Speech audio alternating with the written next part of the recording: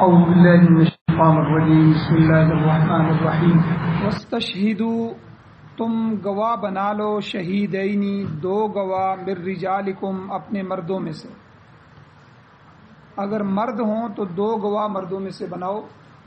فإن لم یکونا رجلین اگر مرد دو نہ ملیں تو فرجل ایک مرد وامرأتان اور دو عورتیں گواہ بنا لو۔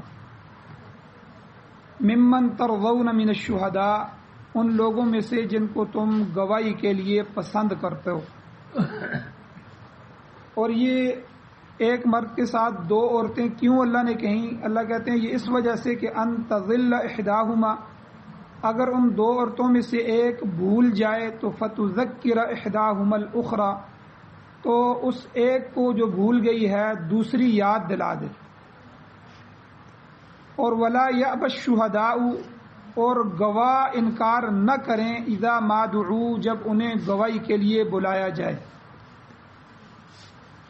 اور اگلا مسئلہ کہ ولا تسأموا تم دلگیر نہ ہو ان تکتبوہ اس معاملے کو لکھنے میں صغیراً او کبیراً چھوٹا معاملہ ہو یا بڑا معاملہ ہو اس کو لکھنے میں دل کو نہ چھوڑو بلکہ ہر معاملے کو لکھ لیا کرو الی اجلہ اس کی وقت مقررہ تک جو مدت مقرر ہوئی ہے اس تک اس کو لکھو۔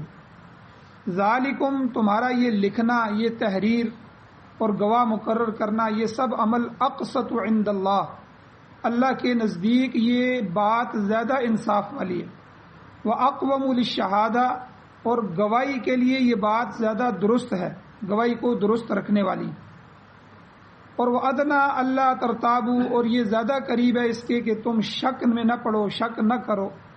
ہاں اللہ ان تکون تجارتاً ہاں ایک صورت ہے کہ تمہاری تجارت ایسی ہو کہ حاضرتاً جو بالکل موجود ہو حاضر ہو دست بدست ہو نقد تجارت ہو تدیرونہا بینکم جو کہ گردش کرتی ہے تمہارے درمیان تو ادھر سے دیا ادھر سے لے لیا یہ تجارت ہے تو اس میں فلیس علیکم جناح تمہارے اوپر کوئی حرج نہیں ہے اللہ تکتبوہا یہ کہ اس کو تم لکھو۔ ایسے سودے کو ایسی تجارت کو جو نقد ہو رہا ہو اس کو اگر نہ بھی لکھو تو تمہارے اوپر کوئی حرج نہیں ہے۔ واشہدوا اذا تبایعتم اور تم گواہ بنا لو جب تم بیع کرو آپس میں سودا کرو۔ اور اگلا مسئلہ کہ ولا یضار کاتب ولا شہید نہ نقصان پہنچایا جائے کاتب کو لکھنے والے کو تحریر کرنے والے کو ولا شہید اور نہ گواہ کو گواہ اور کاتب کو نقصان نہ پہنچایا جائے۔ وَإِن تَفْعَلُوا اگر تم ایسا کرو گے کہ گواہ اور کاتب کو نقصان پہنچاؤ گے تو فَإِنَّهُ فُسُوقٌ بِكُمْ تو یہ تمہارا ایسا کرنا تمہارے اندر فسق اور نافرمانی والی بات ہوگی تم نافرمان بن جاؤ گے۔ وَاتَّقُوا اللَّهَ اللہ تعالیٰ سے ڈرتے رہو۔ وَيُعَلِّمُكُمُ اللَّهُ اور اللہ تعالیٰ تم کو سکھلانے والا ہے اللہ نے ہی تم کو سکھلایا ہے۔ وَاللَّهُ بِكُلِّ شَيْءٍ عَلِيمٌ اور اللہ تعالیٰ ہر چیز کو جاننے والا ہے۔ سورہ بقرہ کی یہ آیت 282 ہے یہ قرآن پاک کی سب سے لمبی آیت جس کا آدھا حصہ آدھی آیت پچھلے 2 درسوں میں بیان ہوئی اور تقریباً یہ اگلا آدھا حصہ ان 2 درسوں میں بیان ہو رہا۔ سب سے پہلے ہوتا ہے ربط آیات کہ ان آیات کا اس آیت کا پچھلی آیتوں سے تعلق کیا ہے ربط کیا ہے۔ چونکہ ادھار کے جو معاملے میں قوانین ہیں اس کے متعلق 3 قانون کا ذکر گزشتہ درس میں ہو چکا ہے۔ نمبر 1 دستاویز کی تیاری کاغذات تیار کیے جائیں لکھا جائے۔ نمبر 2 گواہی کہ اس کے لیے اوپر گواہ مقرر کیے جائیں۔ نمبر 3 ادھار کا معاملہ ہے رہن کا کوئی چیز کسی کے پاس رہن رکھی جائے تو یہ 3 چیزوں کا ذکر جو ہے پچھلے درس میں ہوا ہے۔ ان میں سے جو بیان ہوئی ہیں ایک چیز بیان ہو چکی ہے دستاویز کی تیاری کہ کتابت اور لکھانا یہ کتنا اہم ہے اس کے مسائل کیا ہیں پچھلے 2 درسوں میں بیان ہوئے۔ آج کے درس میں دوسری چیز گواہی کے متعلق جو چیزیں ہیں گواہی کے جو اصول ہیں گواہی کے جو شرائط ہیں اور گواہی کے متعلق جو تفصیلات ہیں وہ آج کے درس میں بیان ہو رہی ہیں۔ اور انشاءاللہ رہن کے متعلق اگلی آیت کے اندر تفصیل کے ساتھ بیان ہوگا کہ ادھار کا یہ معاملہ جو رہن کے ساتھ کیا جاتا ہے اس کی تفصیل کیا ہے. اور آپس میں لین دین کرتے وقت یا کوئی بھی دیگر معاملہ طے کرتے وقت اللہ نے فرمایا وَاسْتَشْهِدُوا، تم گواہ بنا لو، گواہ مقرر کر لو. یا اللہ کتنے گواہ ہونے چاہیے؟ شہیدین، 2 گواہ ہونے چاہیے. مِن رِجَالِکُم، تمہارے مردوں میں سے ہونے چاہیے. تم گواہ مقرر کرو اور گواہ 2 ہوں، اور ہوں بھی 2 مردوں میں سے ہوں. کیونکہ جو گواہی ہوتی ہے، گواہی کی ضرورت مختلف معاملات میں پڑتی ہے. مثلا وہ مقدمات جو فوجداری مقدمات ہیں یا وہ مقدمات جو دیوانی مقدمات ہیں، ان میں گواہی کا معیار مختلف ہوتا ہے. یاد رکھیں ہر ایک کے اندر گواہ الگ ہوں گے. کسی میں 1 گواہ بھی چل جائے گا، کسی میں 2 ہیں، اور کئی معاملات ایسے ہیں جس میں 4 گواہ ہونے ضروری ہیں. تو اس لیے گواہی کا جو ہے معاملات جو ہیں وہ معاملے کو دیکھتے ہوئے وہ معیار مختلف ہیں. اسی طرح دینی معاملات اور دنیاوی معاملات میں گواہی کی شرائط مختلف ہیں. تو جس قسم کا معاملہ درپیش ہوگا اسی کے مطابق گواہی کی شرائط بھی عائد ہوں. اب میں 11-12 شرائط ہیں کہ گواہی کی، وہ میں آپ کے سامنے بیان کرتا ہوں، وہ ذہن میں رکھنی ضروری. سب سے پہلی کہ عام معاملات کے اندر جو عام معاملہ ہم کرتے ہیں، لین دین کا کوئی عام معاملات، اس میں اس آیت کی روح سے کم از کم 2 گواہ ہونے چاہیے. یہ آیت جو کہہ رہی ہے وَاسْتَشْهِدُوا شَهِيدَيْنِ مِن رِجَالِكُمْ، تمہارے مردوں میں سے 2 گواہ ہوں. مگر حدیث نبوی کی جو روایت ہے اس کے مطابق اگر ایک ثقہ آدمی، ایک معتبر آدمی گواہی دے تو اس کی بھی کافی ہے. یہ پہلی چیز. دوسری چیز، عام معاملات میں آزاد مرد کی گواہی قابل قبول ہوتی ہے، غلام کی گواہی قابل قبول نہیں ہے، غلام کی گواہی معتبر نہیں ہے. 2 چیزیں ہیں، ایک ہے گواہی دینا معاملے کے اندر، ایک ہے گواہی دینا روایات کے اندر. حدیث بیان کرتے ہوئے کہ روایت کے مسئلے میں، روایت جب بیان کی جاتی ہے کہ میں نے فلاں سے سنا، فلاں نے فلاں سے سنا، فلاں نے صحابی سے سنا، صحابی نے رسول اللہ صلی اللہ علیہ وسلم سے سنا، یہ روایت بیان کرتے ہوئے جو حدیث کی کتابوں میں عن لکھا ہوتا ہے اور بیچ میں نام لکھے ہوتے ہیں، آگے جا کے حدیث لکھی ہوتی ہے، یہ سارے راوی ہوتے ہیں جو اس روایت کو بیان کر رہے ہوتے ہیں اپنے استاد سے جس سے انہوں نے سنا ہے. تو روایت کے مسئلے میں اگر استاد اور شاگرد ایک مجلس میں موجود ہوں اور استاد گواہی نہ دے، استاد روایت نہ بیان کرے، شاگرد بیان کرے تو شاگرد کی روایت مقبول ہوتی ہے. لیکن دنیاوی معاملات میں شہادت اعلی شہادت کی جو ہے یہ اصول جو ہے یہ تسلیم کیا جاتا ہے کہ جب اصل موجود ہے تو فرع کی گواہی، یعنی اس کی جو جز ہے اس کی گواہی معتبر نہیں سمجھی جائے. یعنی اصل کی موجودگی میں فرع گواہی نہیں دے سکتا. اگر استاد موجود ہے، استاد نے دیکھا ہے تو استاد ہی گواہی دے گا. استاد کے بیان کرنے سے آگے شاگرد نے سنا تو سننے سے استاد کی جگہ گواہی نہیں دے سکتا. معاملات کے اندر، روایت کے اندر تو یہ گواہی چل جاتی ہے کہ میں نے اپنے استاد سے یہ بات سنی ہے، تو اگر ان شاگرد اور استاد کی واقعی ملاقات ہو تو اس کی گواہی معتبر ہے کہ ٹھیک ہے یہ روایت ٹھیک ہے. لیکن دنیاوی معاملات میں ایسا نہیں ہے. دنیاوی معاملات میں جو آدمی موجود ہوگا اسی کی گواہی ہوگی. اور اس آیت کریمہ میں جس گواہی کا ذکر ہے وہ عام معاملات کے اندر جو گواہی ہے اس کا ذکر ہو رہا ہے. اور تیسری بات یہ ہے، 2 باتیں. تیسری کہ ان میں سے جو مقدمات فوجداری مقدمات ہوتے ہیں، مثلا حدود اللہ ہیں، اللہ کی حدیں، اسلامی حکومت ہو، کسی چور کا ہاتھ کاٹنا ہو، یہ اللہ کی حد ہے، یہ بھی مقدمہ ہے. اور اسی طرح زنا ہے تو اس پر سنسار کرنا ہے یا اس کو کوڑے لگانے ہیں. اسی طرح شراب کی جو حد ہے، اور اسی طرح قصاص ہے کہ اگر کسی نے کسی کو قتل کر دیا تو اس کے معاملے میں اس سے قصاص لینا ہے. تو یہ سارے مقدمات فوجداری مقدمات ہیں. ان مقدمات میں یاد رکھیں صرف مردوں کی گواہی قابل قبول ہوتی ہے، عورتوں کی شہادت ان میں قبول نہیں ہوتی. اب زنا کے مقدمے میں سورہ نور کے اندر آگے 18ویں سپارے میں آئے گا سورہ نور، اس میں اللہ فرماتے ہیں بِأَرْبَعَةِ شُهَدَاء، کہ بِأَرْبَعَةِ شُهَدَاء کا اللہ نے ذکر فرمایا کہ 4 مرد عینی گواہ ہوں جو خود اپنی آنکھوں سے دیکھ رہے ہوں، انہوں نے دیکھا ہو، پھر وہ آ کے گواہی دیں گے تو تب زنا کی حد جاری ہوگی۔ اتنا سخت معاملہ ہے، تو وہاں پر عورتوں کی شہادت قابل قبول نہیں ہے۔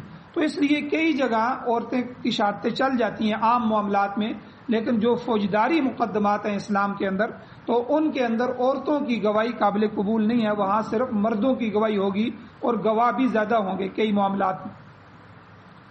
چوتھی چیز کہ عام طور پر نابالغ بچے کی گواہی تسلیم نہیں کی جاتی۔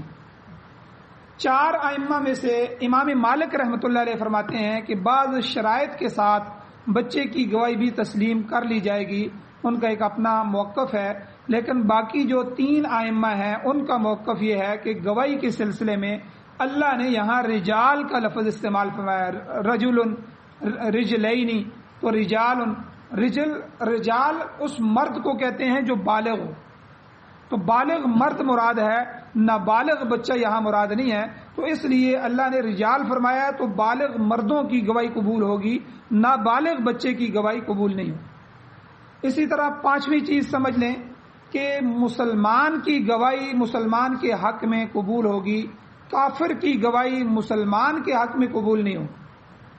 کافر جو ہے مسلمان کے حق میں گواہی نہیں دے سکتا، ہاں کافر جو ہے وہ آپس میں ایک دوسرے کے حق میں ایک دوسرے کے خلاف گواہی دیں گے تو وہ تو درست ہے کہ کافر کسی کافر کے مقدمے میں گواہی دے تو وہ ٹھیک ہے، لیکن کافر آدمی مسلمان کے مقدمے میں گواہی نہیں دے سکتا۔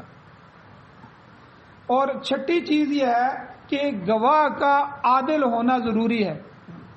فاسق آدمی جو عادل کے مقابلے میں عدل انصاف کرنے والے کے مقابلے میں فاسق ہے، فاسق کی گواہی شریعت میں معتبر نہیں ہے۔ اب فاسق کسے کہتے ہیں؟ فاسق وہ شخص ہے جو شرعی حدود کی علل اعلان خلاف ورزی کرتا ہو، جو اللہ نے شرعی چیزیں، شرعی فرائض، شرعی حدیں بیان کی ہیں ان کی علل اعلان مخالفت کرتا ہو، سب کے سامنے خلاف، مثلا سب کے سامنے نماز چھوڑنے والا بے نمازی آدمی اللہ کے ہاں فاسق ہوگا۔ اسی طرح سب کے سامنے روزہ کھانے والا، سب لوگوں کے سامنے کھا رہا ہے، اللہ کے حکم کی، اللہ کی حدوں کی خلاف ورزی کر رہا ہے، تو اسی طرح یہ جو ہے یہ فاسق آدمی شمار ہو۔ تو فاسق کی گواہی اسلام کے اندر قبول نہیں ہے، اس کے لیے گواہ کے لیے عادل ہونا ضروری ہے، عدل انصاف اس کی اپنی شرائط ہیں وہ ہونی ضروری ہے۔ اور 7ویں چیز یہ ہے، 7ویں شرط گواہ کے لیے کہ جس معاملے کے متعلق وہ گواہی دے رہا ہے اس معاملے کا اسے علم بھی ہو۔ اگر اسے علم ہی نہیں ہے تو پھر اس کی گواہی جو ہے وہ کیا معنی رکھتی ہے، وہ تو جھوٹا گواہ کہلائے گا۔ یہ کئی دفعہ ایسا ہوتا ہے کہ آدمی باہر سے تیار کرتے ہیں، جی آئیں آپ گواہی دے دیں، یہ میری ایک گاڑی ہے، گاڑی کے متعلق آپ نے بیان الفی دینی ہے، وہاں بیان الفی کیا ہے کہ میں گواہی دیتا ہوں یہ اس بندے کی گاڑی ہے۔ بھائی جب آپ کو پتہ ہی نہیں ہے کہ یہ گاڑی اس کی ہے، آپ جا کے عدالت میں بیان الفی دے دیتے ہیں۔ اسی طرح ایک جگہ میں نکاح پڑھانے گیا تو میری عادت یہ ہے کہ جو 2 گواہ نکاح کے ہوتے ہیں وہاں ان کو میں اپنے سامنے اندر بھیجتا ہوں کہ دلہن سے پوچھ کے، جو اس کے محرم گواہ ہوتے ہیں، کہ وہ اپنے جو والد ہے، چچا ہے، ماموں ہے، جو بھی اس کی طرف سے وکیل ہے، کیا وہ اس کو اجازت دیتی ہے۔ تو ایک جگہ کچھ علماء بھی بیٹھے تھے اور کچھ اس طرح دینی گھرانے کے لوگ تھے، ان کا نکاح تھا، تو میں نے جب بندوں کو بھیجا تو انہوں نے کہا جی جو بچے ہیں ان کو پتہ ہے، ٹھیک ہے یہ پتہ ہے جی۔ میں نے ان کو کہا، میں نے کہا جی بچے ادھر کدھر ہیں، مجلس میں تو بچے موجود نہیں ہیں، کن بچوں کے آپ نے یہ لکھایا ہے گواہی میں، کہ یہ کیونکہ وکالت کے گواہ ہوتے ہیں کہ یہ وکیل کے گواہ ہیں، 2 گواہ شادی کے ہوتے ہیں، ٹھیک ہے، 2 گواہ وکیل کے ہوتے ہیں کہ دلہن اپنے وکیل جو والد ہے یا ماموں ہے اس کو اجازت دے رہی ہے کہ میرا نکاح کرواؤ، چونکہ دلہن تو مجلس میں آ نہیں سکتی، دلہا تو موجود ہوتا ہے، دلہا کے لیے تو ضرورت نہیں ہوتی ہے وکیل کی، تو دلہن کے لیے ایک وکیل کی ضرورت ہوتی ہے جو اس کا نکاح کروائے۔ بعض دفعہ ایسا ہوتا ہے دلہن راضی نہیں ہوتی، زبردستی اس کا نکاح کروایا جاتا ہے، والد آ کے کہے جی ٹھیک ہے جی وہ راضی ہے، تو یہ 2 گواہ اس لیے بھیجے جاتے ہیں کہ جا کے ان سے پوچھو، محرم گواہ ہوں کہ واقعی تو نے اپنے والد کو یا ماموں کو یا جو بھی وکیل ہے اس کو اجازت دی ہے۔ دلہن کہتی ہے ہاں میں اپنا اختیار مختار اپنے نکاح کی وکالت اپنے والد کے سپرد کرتی ہوں۔ تو تو اب وہ بچے نہیں تھے. میں نے کہا جی بچے کدھر ہیں؟ بچے کھیلنے گئے ہیں. نوجوان تھے. میں نے کہا اللہ کے بندو نکاح کی مجلس یہاں ہے, بچے وہاں ہیں, بچوں کو بلاؤ. تو اب وہ 5-10 منٹ ان کے لگ گئے بچوں کو. انہوں نے کہا جی پڑھا دے, کوئی مسئلہ نہیں ہے. میں نے کہا جی میں نے نکاح نہیں پڑھانا, یہ دوسرے علماء بیٹھے ہیں, آپ ان سے پڑھوا لیں, میں نہیں پڑھاتا اس طرح. اب انہوں نے بچوں کو بلایا, تو اب وہ بچوں کو بھیجنے لگے. میں نے کہا نہیں بچوں کو نہ بھیجیں, ادھر لائیں. تو میں نے بچوں سے پوچھا, میں نے کہا بھائی آپ یہ بتاؤ کہ آپ اس لڑکی کو جانتے ہیں؟ انہوں نے کہا جی ہماری کزن ہے, ہم تو جانتے ہیں. میں نے کہا اس لڑکی نے آپ کے سامنے یہ گواہی دی ہے کہ یہ جو والد ہے اس کا نکاح پڑھا دے؟ انہوں نے کہا جی ہمیں تو پتہ ہی نہیں ہے. تو یعنی لوگ خانہ پوری سمجھتے ہیں کہ بس جی 2 بندوں کے نام لکھا دو, ٹھیک ہے, وکالت کے گواہ ہو جائیں گے. حالانکہ یہ بات شریعت کی طرف سے ضروری ہے, کیونکہ کل اگر اللہ نہ کرے لڑکی دعویٰ کر دے یا لڑکی انکار کر دے تو یہ 2 گواہ جا کے عدالت میں والد کی عزت بچائیں گے کہ بھائی ہمارے سامنے جو ہے اس لڑکی نے یہ کہا تھا, ہمیں بھیجا گیا تھا کہ میرا والد میرا نکاح کروا دے, میں راضی ہوں. تو اس لیے یہ 7ویں شرط نکاح گواہ کے لیے یہ ہے کہ جس معاملے کے متعلق وہ گواہی دے رہا ہے اس معاملے کا اسے پورا علم بھی ہو. اگر علم نہیں ہے تو وہ جھوٹا گواہ کہلائے گا, تو یہ جھوٹ پر مبنی ہوگا. اور 8ویں چیز کہ شہادت میں گواہ کا کوئی ذاتی مفاد نہیں ہونا چاہیے. اگر اس گواہی سے اسے کوئی ذاتی فائدہ پہنچ رہا ہے تو ایسی گواہی شریعت میں فقہا کے نزدیک مردود ہوگی, اس کو قبول نہیں کیا جائے گا. اور 9ویں چیز یہ ہے کہ وہ اس لیے گواہی دے رہا ہے کہ وہ خود کسی نقصان سے بچ جائے, یعنی فائدہ تو نہیں اپنے حاصل کر رہا لیکن اس گواہی کے دینے سے وہ نقصان سے بچنا چاہتا ہے, تو ایسی شہادت بھی قبول نہیں ہوگی. اسی طرح 10ویں چیز یہ ہے کہ گواہ لالچی اور بے مروت نہیں ہونا چاہیے, کیونکہ اگر لالچی ہے تو شک پڑ جائے گا, ہو سکتا ہے اس نے اس گواہی کے لیے پیسے لیے ہوں. وہ معاشرے میں لالچی مشہور نہ ہو, بے مروت مشہور نہ ہو. اور 11ویں بات یہ ہے کہ جس کے خلاف وہ گواہی دے رہا ہے اس کے ساتھ اس کی ذاتی دشمنی نہ ہو. تو اگر ذاتی دشمنی ہوگی, چلو جی آپ میرے ساتھ چلیں گواہی دیں, وہ کہ ٹھیک ہے دوں گا, وہ تو میرا دشمن ہے, میں کیوں نہیں دوں گا, ٹھیک ہے. اب دشمنی اگر ذاتی چل رہی ہے تو تب بھی فقہا فرماتے ہیں اس کی گواہی باطل ہو جائے گی, اس کی گواہی قبول نہیں کی جائے گی. اور اسی طرح 12ویں نمبر پر جہاں تہمت کا شبہ ہو, اتہام کا اطلاق ہو, فقہا فرماتے ہیں وہاں بھی گواہی قبول نہیں کی جائے گی. مثلا باپ کے بارے میں بیٹا اگر گواہی دے تو یہ نامنظور ہو. باپ کے حق میں اگر بیٹا جا کے گواہی دے, یہاں تہمت کا شبہ ہے, ہو سکتا ہے کہ یہ بیٹا جو ہے اپنے باپ کی محبت کی وجہ سے گواہی دے رہا. اور اسی طرح غلام یا نوکر وغیرہ اگر اپنے مالک کے حق میں گواہی دیں تو وہ گواہی بھی معتبر نہیں ہے, کیونکہ وہ محکوم ہے بیچارے, اور لازماً جو ہے وہ اپنے حاکم کے حق میں گواہی دیں. تو اس لیے 12 شرائط ہیں جو گواہی کے متعلق جو ہے قرآن مجید نے اس آیت میں بیان فرمائی ہیں اور ضروری ہیں. اب اگلا مسئلہ کیا ہے کہ عورتوں کی گواہی. تو فرمایا یہ کہ وہ گواہی معتبر ہے جو تم میں سے 2 مرد دیں. وَاسْتَشْهِدُوا شَهِيدَيْنِ مِن رِجَالِكُمْ, تم میں سے 2 تمہارے مردوں میں سے 2 گواہ ہوں. ہاں اگر اللہ نے فرمایا فَإِن لَّمْ يَكُونَا, اگر نہ ہو رجلین 2 آدمی پورے, وہاں جو بات ہو رہی تھی اس میں 2 مرد ہیں ہی نہیں, ایک ہی مرد موجود تھا تو 2 عورتیں ساتھ تھیں. تو اللہ کہتے ہیں اگر 2 مرد نہیں ہیں تو عام معاملات میں, فوجداری اور دیوانی مقدمات میں نہیں, عام معاملات میں فرجل وامرأتان, ایک مرد اور 2 عورتیں بھی کافی. ایک عورت نہیں, ایک مرد اور ایک عورت نہیں, ایک مرد ہو اور ایک مرد کے ساتھ 2 عورتیں ہوں. خالی 2 عورتوں کی یا 4 عورتوں کی گواہی بھی قبول نہیں ہے, مرد کا ہونا ضروری ہے. ایک مرد ہو اور ساتھ 2 عورتیں ہوں, ان کو 2 عورتوں کو ایک مرد کے برابر اللہ نے قرار دیا. اور یہ گواہ کیسے ہوں؟ اللہ نے فرمایا ممن ترضون من الشہداء, جو تمہیں پسند ہوں گواہی کے لیے گواہوں میں سے ایسے 2 آدمی تم مقرر کر لو. ظاہر ہے آدمی پسند نہیں کرے گا جو نیک ہوں, عادل ہوں اور جن سے ٹھیک ٹھیک گواہی کی امید کی جا سکتی ہو, کیونکہ جو غیر ثقہ ہیں, معتبر نہیں ہیں اور جھوٹی آدمی ہے, اس کی گواہی جو ہے اس میں درست ہونے کی توقع نہیں کی جا سکتی. وہ گڑبڑ بھی کر سکتا ہے اس لیے اللہ نے فرمایا کہ یہ دو گواہ جو تم چنو گے، دو مرد یا ایک مرد اور دو عورتیں، یہ ممن ترضون من الشہداء، یہ ان میں سے ہو جو تمہارے پسندیدہ ہوں، نیک عادل ہوں۔ اب یہاں ایک مرد کے ساتھ دو عورتوں کو اکٹھے کرنے کی حکمت کیا ہے، یہاں اللہ نے آگے بیان فرمائی۔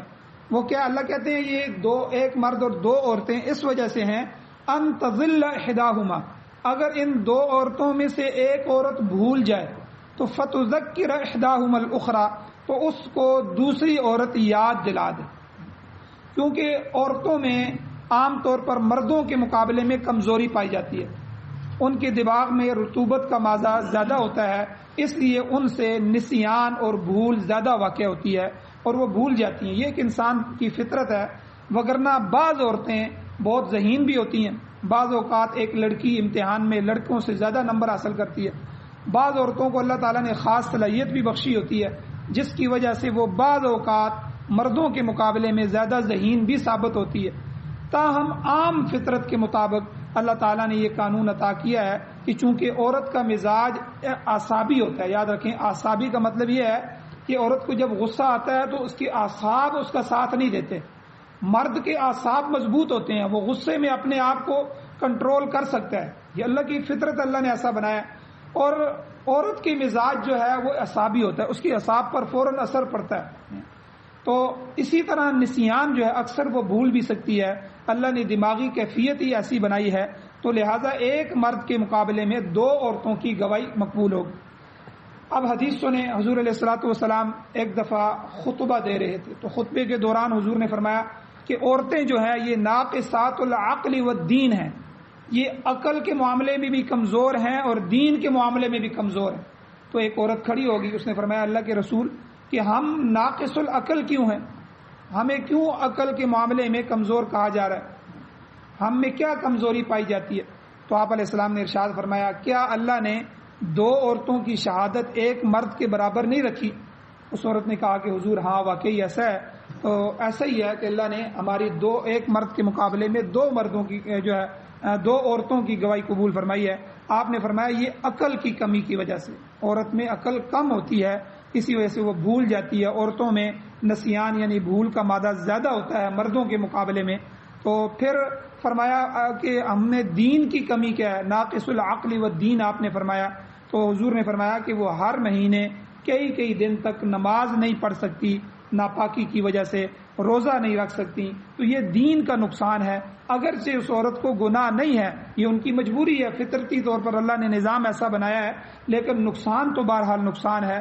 اس لیے عورتوں کو ناقص العقل والدین فرمایا دین میں، کہ وہ عقل کے اعتبار سے بھی مردوں کے مقابلے میں کمزور ہوتی ہیں، دین میں بھی جو ہے وہ مردوں کے مقابلے میں کمزور ہوتی ہیں۔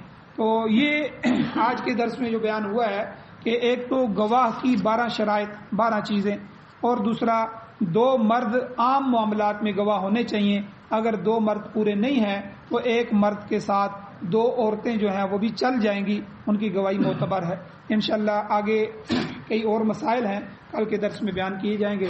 اللہ جل شانہ سے دعا ہے اللہ ہمیں عمل کی توفیق عطا فرمائے، آمین۔ الحمدللہ رب العالمین والعاقبۃ للمتقین والصلاة والسلام علی رسولہ النبی الامی الکریم۔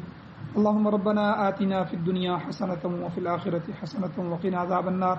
یا اللہ ہماری کمیوں کوتاہیوں کو معاف فرمائیے، یا اللہ درگزر فرمائیے، صغیرہ کبیرہ گناہوں کو معاف فرمائیے، یا اللہ قرآن و سنت کو سننے سمجھنے اور اس پر عمل کرنے کی توفیق نصیب فرمائیے۔ قرآن و سنت کی اشاعت کے لیے، اس کے غلبے کے لیے ہمیں اور ہماری نسلوں کو قبول فرمائیے۔ یا اللہ جو مظلوم ہیں، مقروض ہیں، ان کی مدد و نصرت فرمائیے۔ یا اللہ جو بیمار ہیں ان کو شفا عطا فرمائیے۔ یا اللہ جو ایمان کی حالت سے اس دنیا سے جا چکے ہیں، یا اللہ ان سب کی بخشش فرمائیے۔ یا اللہ ہمارے اس ملک پاکستان کی حفاظت فرمائیے، اسلام کا نظام ہمارے یا اللہ مقدر فرمائیے، ہمارے نصیب فرمائیے۔ یا اللہ نبی علیہ الصلوۃ والسلام نے جتنی خیر کی دعائیں امت کے لیے مانگی ہیں، یا اللہ وہ ساری خیریں، وہ ساری بلائیاں، وہ ساری نیکیاں ہمیں عطا فرمائیے۔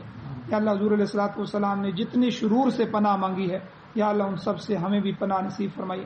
یا اللہ خاتمہ ایمان پر فرمائیے۔ یا اللہ ہم سب کی دعاؤں کو محض اپنے فضل و کرم سے قبول فرمائیے۔ صلی اللہ تعالی علی خیر خلقہ محمد وآلہ وصحبہ اجمعین برحمتک یا